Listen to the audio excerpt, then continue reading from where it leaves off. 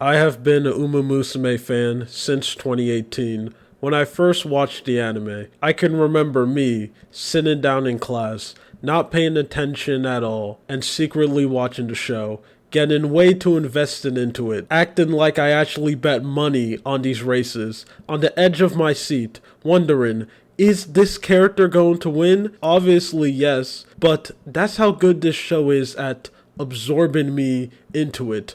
I generally believe there's a chance that it might not happen. This scene right here is legendary to me. One of my core memories. I remember after watching this, I became hooked. And I knew this franchise is something that I wanted to follow. And now, since it ended up releasing globally and everyone worldwide is now able to see the beauty of it, I think now it's the perfect time for me to talk about my experience of being a longtime fan. Now, before we start talking about the anime, I first want to bring up the humble beginning of Uma Musume, the phase that I like to call the beta, how this franchise ended up being created. The original development process of Uma Musume is very interesting. It's something that could be its own video by itself. Some of the first piece of content to ever release ended up being a manga series, which is about a character that isn't even the main character of the franchise, music, and another manga which ended up coming out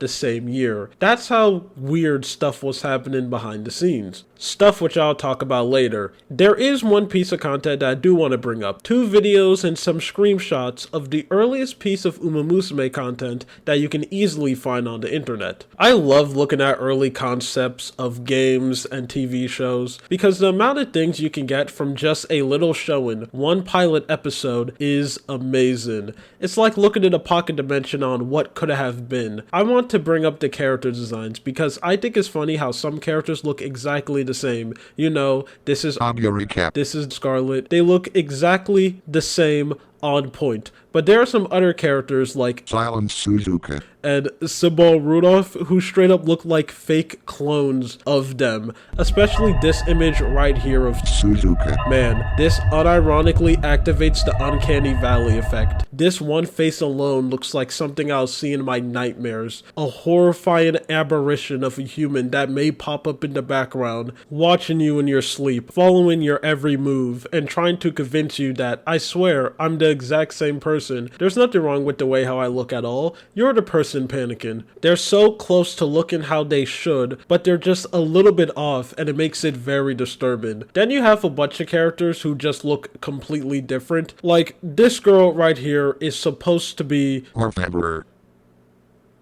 Trust me, bro, they're the exact same person. There's no difference. Dynamics. Old relationships that used to exist, like this character who's consistently sexually assaulted another one. I have no idea who this is supposed to be. I don't even think this is a character that exists anymore. It's nice to know that characters like Scarlet and Vodka, it looks like they had the same relationship that they have right now. And yes, I'm going to bring up the obvious one that everyone still talks about to this day, and that is Rudolph and Augercap kissing. Now, I know this is a joke in the community where you'll have everyone saying that, oh, this franchise is a Yuri, but was this something that was actually planned back then? Because stuff like this never happens ever again. As long as I know, there's no other piece of Uma Musume content where 2 characters just come together and just start kissing. So, is there a chance where this franchise could have been a horse girl racing Yuri, and it ended up being taken away from us? Did we end up getting the inferior version of this show and Uma Musume? I guess we will never know. And yes, I'm also aware of this video too that they ended up releasing, but there's not really that much to bring up, so I'm just going to move past it. Even though I just said that, there is one thing I do want to bring up, and it is some of the character designs, which are a little bit different. Mainly, the one thing that I have noticed is that a lot of characters, for some weird reason in this, have red eyes. Like Rudolph, Vodka, All of them have these glowing red eyes, and it's very confusing. I think it looks good on Rudolph, even though I am happy with her normal eye color, but man, seeing it on a character like Vodka, I absolutely despise this at all. I'm so grateful that they changed their mind. I don't know why they ended up doing that. But other than that, this one is kind of just more in line with the series that we ended up getting, down to the relationships and the way how people act, even though there is no words said in this. With their body motions, you could tell that they finally wrote down how the characters should be.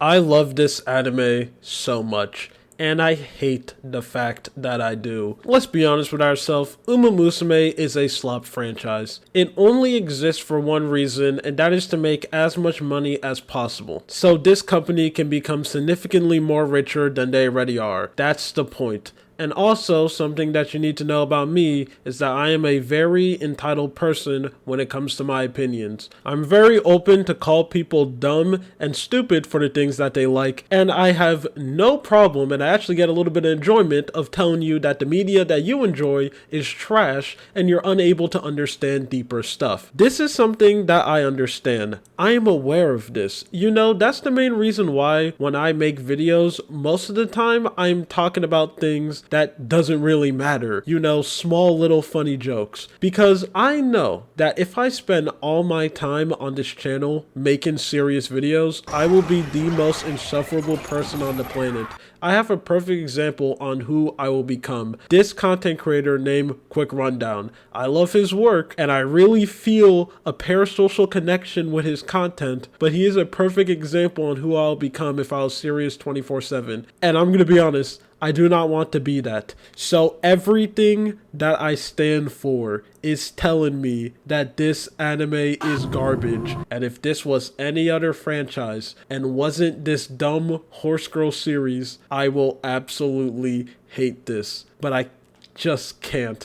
I love it too much. Now, talking about why this is good is very difficult. Not really a lot of things happen in this anime. You know, that's the main reason why most of the time when you see people talk about this, they usually do three things. One is overhype it and make it sound like it's this 10 out of 10 masterpiece with a thought-provoking story that's going to make you cry, which is not true at all. There's a reason why a lot of people in this community consistently make fun of YouTubers who make videos like this. The series is not like that at all, and if you try to do this, it's just cringe. The second one is just going point by point saying that, this part is funny. I think this part is very cool. Look how cool this character is. Or the last thing is that they don't even bother talking about the anime at all, and they just bring up the lore of the real life horses, because a lot of the stories in Umamusume are actually heavily inspired by what ended up happening to the real life horses that the characters are based on. And I just have to compliment the fact that they do that, because when I first ended up discovering this franchise, I fell down a normal pipeline of actually looking into the lore and backstory of these real life horses, and I completely understand why they do this. Most of them already have full-on anime backstories. Some of them are tragic, some of them are amazing. So all they have to do is take the thing that already happened, come up with a personality for the horse, and just adapt it into the anime. 50% of the job is done for you, so that's just crazy. Laziness done right. It's almost like them doing that is by design, and one purpose of this franchise is to get as much young people as possible into horse racing by using anime, and also to have a successful franchise on the side so you can basically have your pie and not just eat it, get the whole bakery, because you're going to make so much money. That's crazy. Even though I just made fun of people doing this, talking about this anime, just pointed things out, you can call me a hypocrite, because this is exactly what I'm gonna do. Because this anime is peak. Watching the story of Special Wheat, someone who was born in the countryside, in her small town, seeing her go to the city so she could follow her dream, becoming the fastest race girl in Japan. Watching her make friends, deep connections that they may not even be just considered a team. No, found family. She makes mistakes, fails, but she never gives up. No matter what comes her way, she stands up and keeps on fighting. The abominable human spirit. Or should I say, no, I'm not even gonna go and make that joke. And even though the story is not deep at all, and this is something that have been done multiple times, including in Air Bud, for reasons that I don't even understand to this day. It's just so good at absorbing you in. And every single time when you watch this scene, you know you have to see what's going to go on. It feels like you are becoming a horse girl. One impactful scene that I still think about to this day has to be when this character ended up getting injured. I was so absorbed in that when I ended up seeing this happen, I reacted like I just witnessed one of my friends get blasted by a car. I nearly made an audible noise. And for anime to give me a reaction that's not just, oh, that's cool, that's a big deal. And this last scene right here, where Special Wheat have to stand up and fight against one of the strongest horse girls of all time. This character, who is French, that's all I have to say. You know for a fact that she's evil. I'm just kidding. I love all my French viewers. And even though she was hyped up, after this scene, they never mention her ever again. Like, I don't even think she's name dropped. She just straight up disappears from existence, which I just think it's very funny. This has to be one of the best pieces of art that humans has ever made. This is the stuff that Jesus died for, so we can create things like this. No words can describe how beautiful it is. Also, this anime does a very good job introducing you to the world of Uma Musume, which I really think is the main point of this anime, because before the mobile game went into a mini state of development hell, it was supposed to release after the anime. So look at all these new characters. You want to learn more about them? Well, play the mobile game that doesn't exist. Now, before we talk about season 2, let's pause real quick and go back to the music.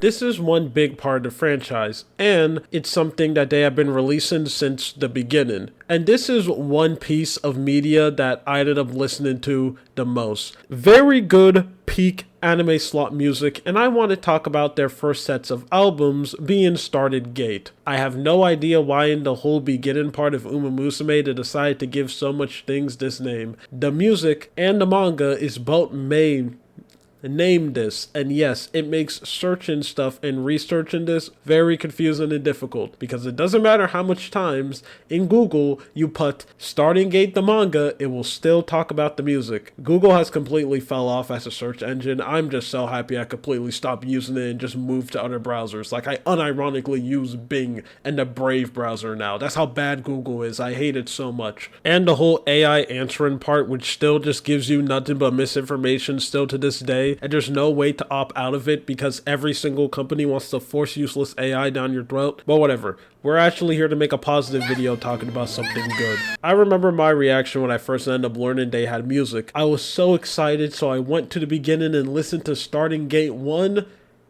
Man, it was garbage. This is the first one, and it's just terrible. I literally like none of these songs, but this one right here, mainly because it has a little meme potential, and by that I mean I saw one meme on Bilibili of someone using this song. But I couldn't just give up after one. One whole point of the anime is to keep on going no matter what. So I decided to listen to the other one, and yeah, this one is also as terrible. At least there's one song that I like, but there's still nothing that I will really sit down and listen to consistently or even think about adding to my playlist. So I really sat down and thought to myself, damn, I guess the music is just trash and people are listening to garbage. I mean, it's not the first time terrible music became mainstream. People listen to her regularly. Just when I was about to give up, I had a feeling in that special part of my body, my pancreas, and I decided that I was going to give Starting Gate 3 a chance.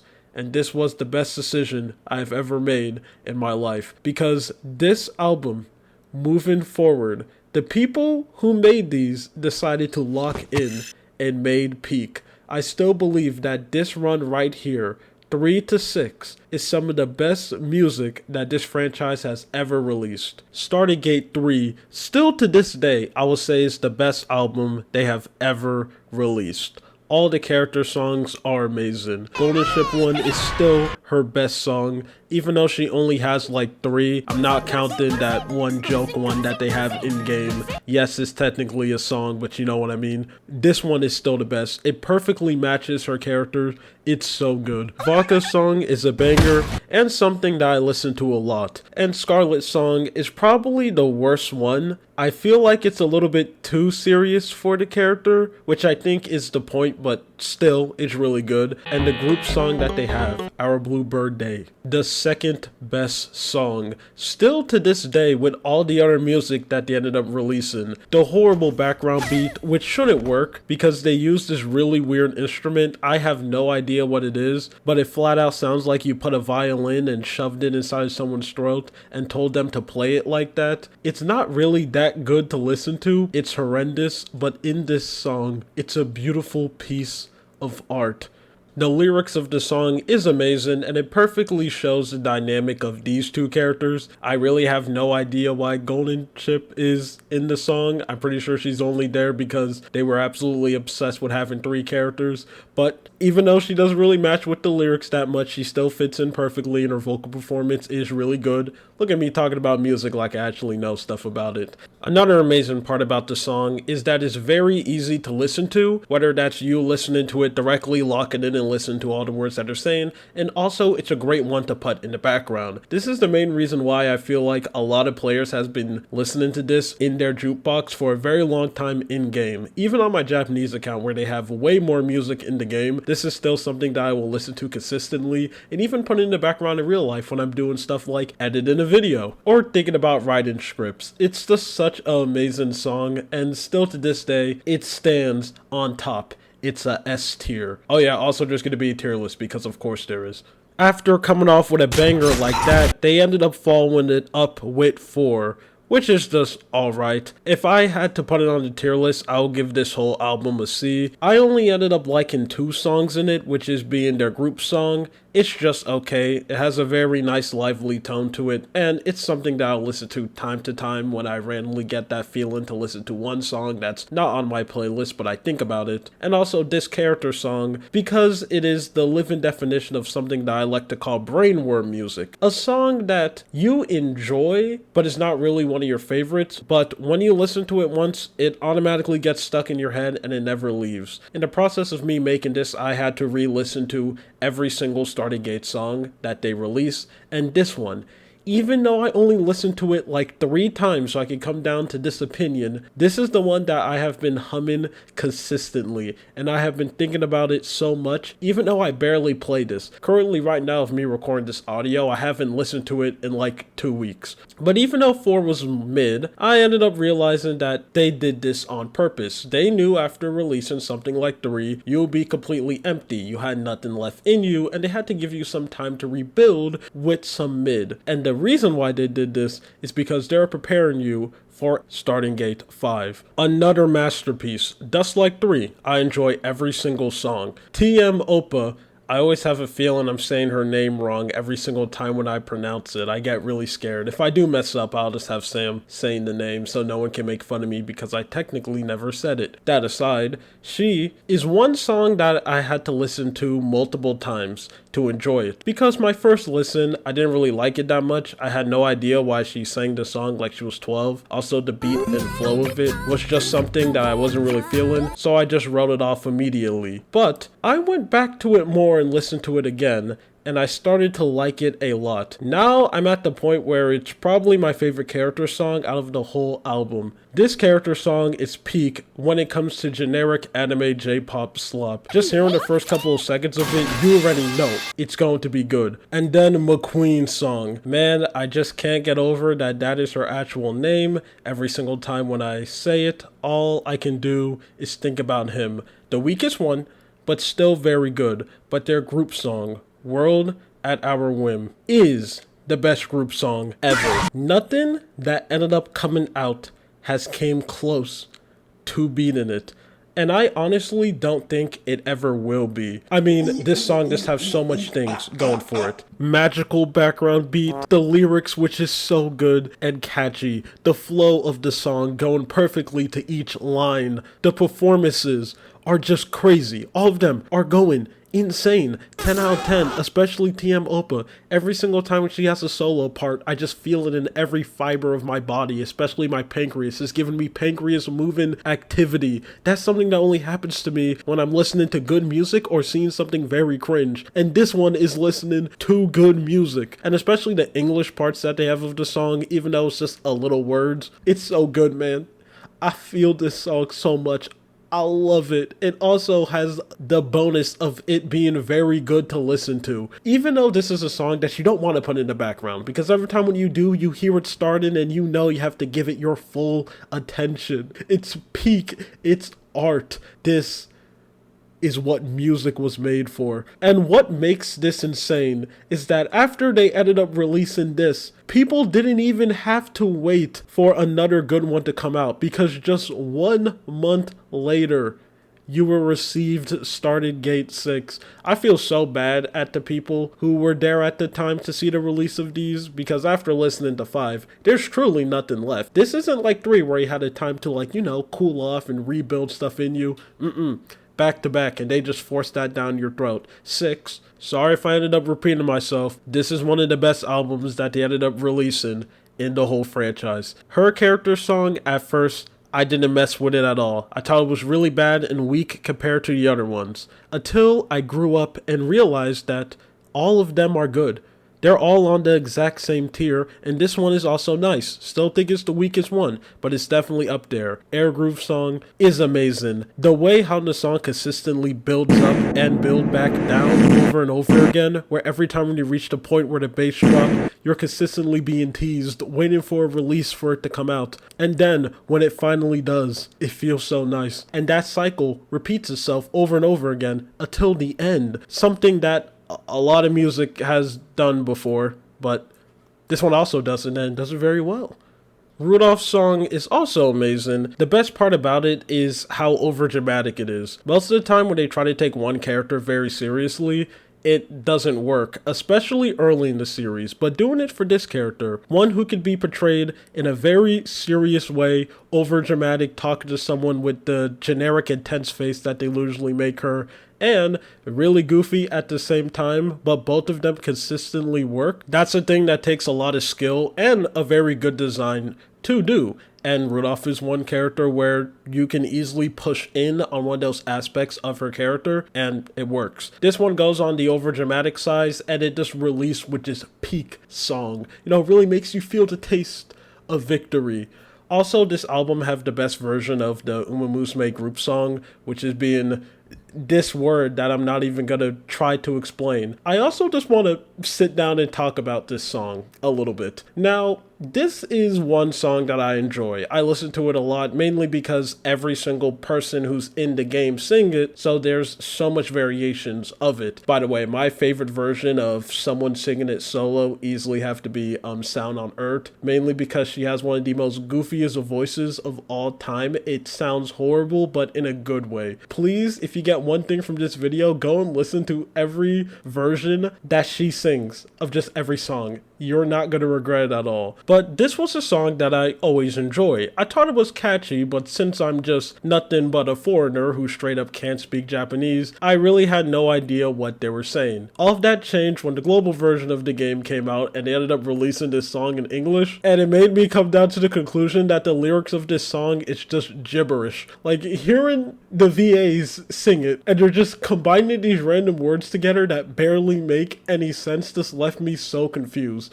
I really think with the beat of this song, you could just have it playing in the background, say whatever buffoonery, and it's probably gonna work. Look, I'm gonna do it right now. Now let's hope this video doesn't get blasted out of the face of the planet so I can actually go and show the bit. And if I don't and I can't do it, I don't know, maybe I'll just show some funny Power Ranger scene. Probably the one where Fury got his backbone being taken away of. I just love that Power Ranger villain so much. He takes your courage away. I really like Power Rangers. I'm not going to make a video on it ever, by the way. I'm just going to keep that to myself. Next up, we have 7. And all I have to say for this is that this is music you can listen to. Unfortunately, I feel like all the songs in this are just okay, so it kind of stands in that mid category where I don't hate any of them, but I will never go out of my way to listen to any of the songs on this album, and being mid is just very disappointed. You will know because your whole existence is mediocre. Not 8 though, I actually have stuff to talk about. First, I want to bring up her character song, which is a character name which I always forget, and even though I am writing down a script, I'm not even going to try to search it up. I'm just going to keep going and keep up this little bit to myself where I'm never going to remember this character's name. But her song is peak. It has such a nice upbeat tone to it. When you listen to it, it really makes you want to go and lie down and take a nap, which perfectly matches the characters. Wow, it's almost like it was something that was planned from the beginning. Golden City song, man. When you listen to it, it makes you feel like a 10 out of 10, traveling the city around with your girls, probably taking out the T app and talking about some dude who ended up doing you dirty.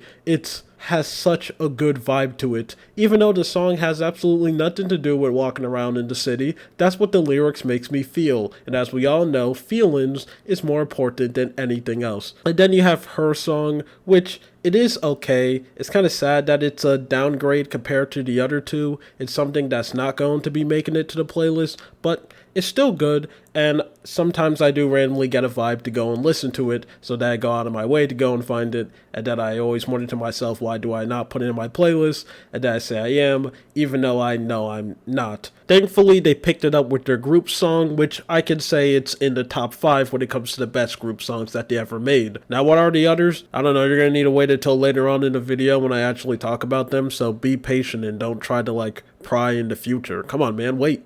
I know you have the capability to. You're top patients in school. When it comes to the rest of these albums, I don't really care about them that much.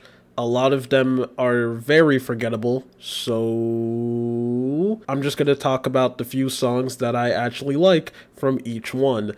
9 has a pretty decent group song, but it's easily one of the most forgettable group songs in the whole franchise. I don't really think about it that much, but when I do hear it, I will be like, oh yeah, that's pretty good. 10 has one banger, which is being this character song, a nice upbeat one that perfectly matches the personality of the character. I really enjoyed this one, and seeing global fans like her too, that's something very cool. 11 has this character song, which for her being one of the most boring characters in this whole series, it's crazy that they went insane when it comes to making her a song that's very good. This is easily one of the best character songs that they have ever released.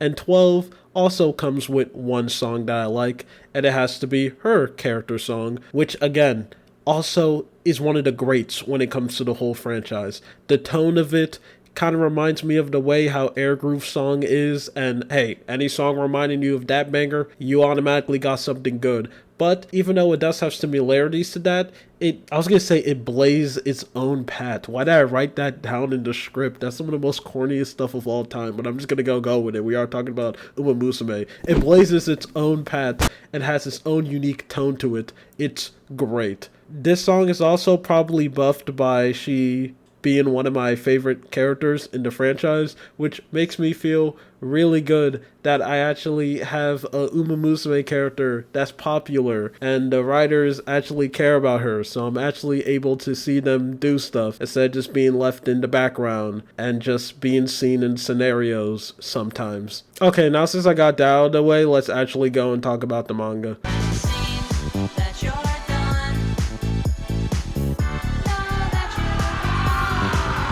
We are only going to be talking about the Starting Gate manga. Yes, I know there's another one out there, but I'm just not really going to go and bring it up. I have read it fully, but there's just not really that much to talk about, and I don't really care about it that much. So I'm sorry to the one person who actually read this and is a fan of this. Please accept my apologies and find it in yourself to forgive me. Okay, I do feel bad for the one person who is actually a fan of this, even though I kind of just made fun of them and say this as a joke. So, to give them a chance, if this channel ever reaches 1 million subscribers, that will be my special. I'll make a single video just breaking down and over analyzing this manga. I'll make sure it's 1 hour long. I'll talk about every single panel and learn the backstory of it. Then I'll talk about it, okay? So if that ever happens in that timeline, I'll bring it up. So there is a chance that I am going to talk about it. It's a low one, but it could happen. Now let's actually talk about the manga. The first thing that I want to bring up is that this manga and anime barely have anything in common, which is a very interesting. They made a whole manga, so when you think it's time for them to make their anime, you're just gonna adapt the manga, the thing that they already made and it has stories and characters. But no, let's go and make something separate, new. I mean, this decision ended up working out in the long run, so I guess me saying what I think about this doesn't really matter. But since it's so different, I actually have stuff to talk about, unlike season 1, because things actually happens. Oh yeah, I also want to bring up that for reasons I'm unable to talk about the full manga. Even though I did read it, I'm only going to go up to volume 4. The people who know, and the people who don't know, so just deal with it, okay? The plot of this manga is similar to the anime, where it follows Special Wheat. She goes to high school and try to become the best Umamusume in Japan, but the structure is very different. This series is a slow burn because unlike the anime, which is in breakneck speed, where in a couple episodes she's already running in her first competitive race, in this series, season 4, Volume 4 of the manga, none of the characters has actually entered a race. Those 4 volumes are just spending time building up the character dynamics and seeing them become friends. This is a very character-focused series, which means, because of that, before we can even talk about it, we have to go and bring up all the main characters, and that means it's time for another tier list. First up, we have the main character, Special Wheat. The exact same.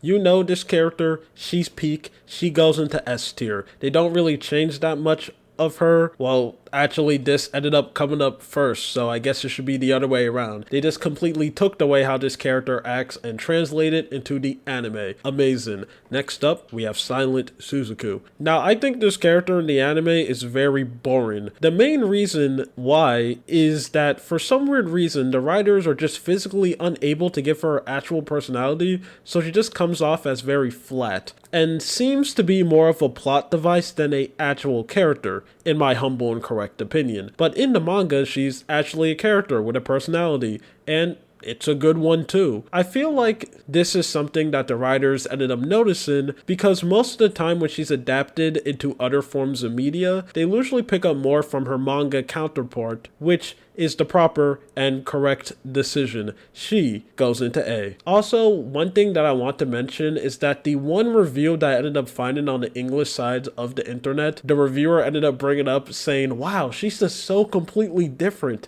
in the manga than how she acts in the anime. It's crazy. And I'm like, yeah, it's different because in the anime, she's actually a character. She's not in the manga. I have no idea how this character got so popular off of her anime counterpart. That's just bewildering to me. Next up, we have Theo. She is my favorite character in the manga, which is something that's not really that surprising. When it comes to the 3 main characters that this series ended up having, I do think she's the best, mainly because she's very versatile. She can work as a main lead, and also she can be an entertaining side character that can be a little bit more as a comic relief. You know, kind of like Deadpool. This is probably the first time in humanity history anyone has ever made this comparison, so I'm just going to go and stick with it. I like her manga counterpart more. That's because in the manga, she's a little bit more, how should I say it, quippy? I guess that's actually a terrible way to describe it because I know most of the time when most people hear that, they just think about MCU slop, which is bad most of the time. But what I'm trying to say is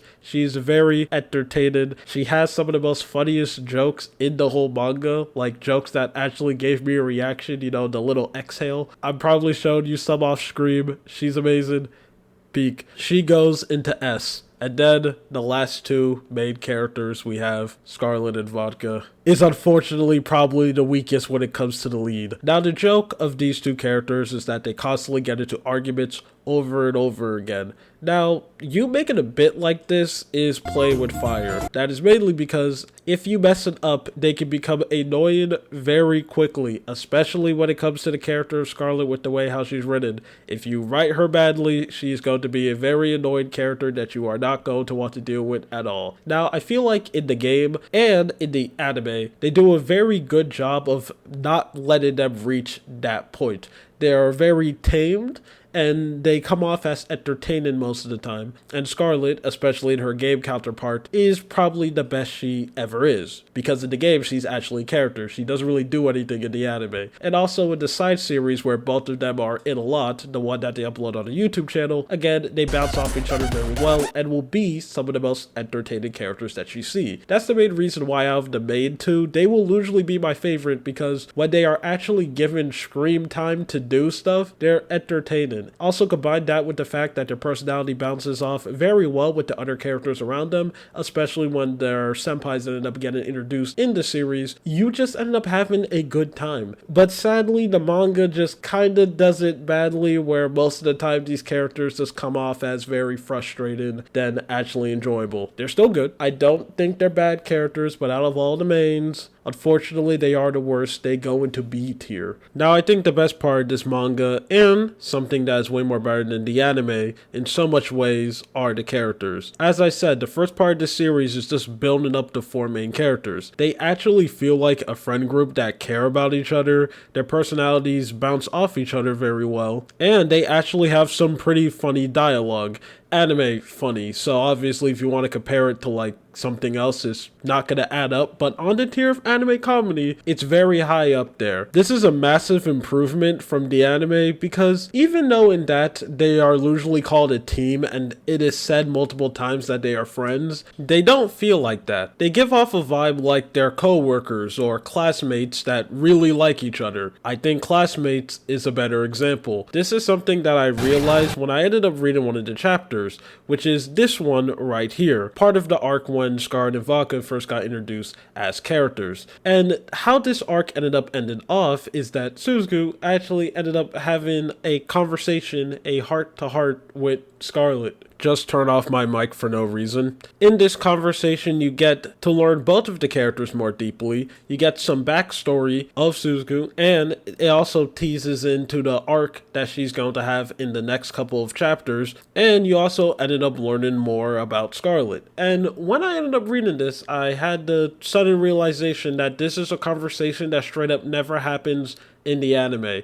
Like, I'm pretty sure these two characters in the anime never actually sit down and have a core conversation. One of them is kind of just stuck commenting on the sidelines, like making jokes or saying some comment, while the other one is just stuck to being this cardboard cutout of a character who's just physically unable to do anything. But in this manga, they actually have stuff like this. And this is something that I just think is so good, and even the side characters get this treatment as well. You know, these two characters over here in the anime literally do nothing at all. Like, they have a couple of dialogues and they say a couple of things, while in the manga, they are two very important characters in a lot of arcs, which is something that's crazy because these two people are supposed to be the management of like the dorm, so they should be doing stuff and interacting with other characters, but they just don't in the anime or in the manga. They do. And I think that is something that is so crazy that I complimented a piece of media for this, because this should just be the standard for most things, but this is just one big improvement, and it's just very sad that we just don't see these kind of relationships in the anime. That is mainly because the anime is very hard focus on just the main character. Something that I think they do a little bit too much, mainly because in the anime they like to introduce a lot of characters, but with the new characters that they do introduce, you're not able to know any of them more deeply. It's just a surface level coverage. And I know they do that on purpose because, well, you like this background character, if you want to learn more about them, you should go and play the game and got your role for them. Look, this is a spotlight, spend your money. Yes, I know that's the purpose, but let me pretend it's not the purpose and actually live in a fantasy world that they're making this series more than just to print money. I also enjoyed the plot points and arcs that we ended up going through in this series as well. How the anime is usually structured, again, it's this dead set focus on the main character and racing. Those are the only two things that happens all the time. It's the main character talking about racing, it's them in race, it's their friends talking about racing. That's it. You're gonna hear them talking about this so much that the word race isn't gonna sound real anymore. Okay, I hope you're able to understand that. The plot points in the anime are usually character focused. The arcs will usually spend their time, when they're done building up, the main characters will spend their time focusing on two. One arc, and the best one that I ended up reading, ended up being this one right here, which mainly focuses on Special Wheat and Suzuku, and mainly their relationship. A conflict ended up forming where Suzuku wants to leave the dorm that she's in and go to the other one. This obviously makes Special Wheat very sad. You know, she gets extremely depressed, and she makes it her mission to stop this from happening. Saying it out loud, that sounds like a very goofy idea, but this is something that they do, and the whole squad comes together and help her succeed at this goal. And seeing the characters work together, actually going into the relationship that Air Groove